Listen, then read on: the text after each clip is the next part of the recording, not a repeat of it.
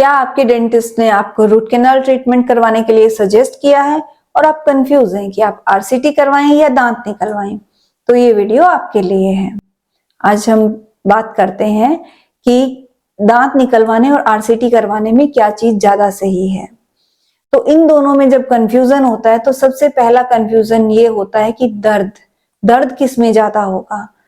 तो जो आरसीटी है और जो दांत निकालना है, उन दोनों में ही सबसे पहले एक इंजेक्शन दिया जाता है जिसमें ऑलपिन प्रिक जैसा महसूस होता है और उसके बाद आपका जो पूरा जबड़ा है वो सुन्न हो जाता है और उसके बाद आपको कोई दर्द नहीं होता, ना रूट कैनाल ट्रीटमेंट में होता और ना दांत निकलवाने में होता। अब बात आती है टाइम की। टाइम किस में ज्यादा लगता है?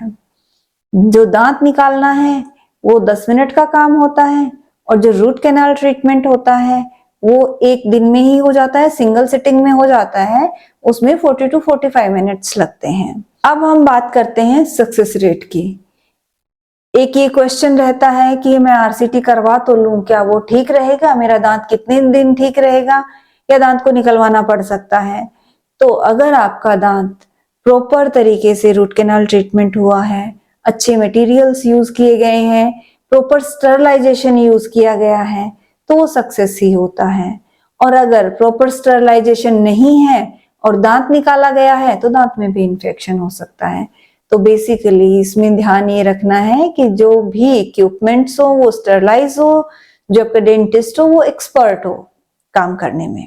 अब इसके बाद बात करते हैं कि पैसे की। पैसा किस में ज्यादा लगेगा? अगर हम देखते हैं कि आरसीटी और दांत निकालने को अगर सीधा सीधा कंपेयर करें तो ऐसे लगेगा कि रूट कैनाल ट्रीटमेंट में ज्यादा पैसा लग रहा है, लेकिन एक्चुअली ऐसा नहीं है, क्योंकि आपने जो दांत निकाला है उसको आपको रिप्लेस भी करना पड़ेगा, तो उसके रिप्लेसमेंट में आरसीटी से कहीं ज्यादा पैसा लगता है। और दूसरी चीज, अगर हम आरसीटी करते हैं तो आपका जो नेचुरल टूथ है वो सेव हो जाता है। कई बार ये भी क्वेश्चन होता है कि बस निकाल देते हैं, हम लगाएंगे नहीं। इस केस में भी क्या रहता है कि आपका जो दांत निकल जाता है तो उसके आसपास वाले दांत थोड़े टाइम में मूव करने लग जाते हैं। हमारे जो दांत हैं वो ऐसे और ऐसे में अपनी जगह पे स्टेबल रहते हैं। अगर बीच में से एक दांत चला जाता है तो आगे वाला दांत पीछे की तरफ मूव करने लग जाता है और ऊपर वाला नीचे की तरफ मूव करने लग जाता है। तो इसलिए ऑलवेज अगर आपका दांत बच सकता है तो बचाना इज बेटर ऑप्शन।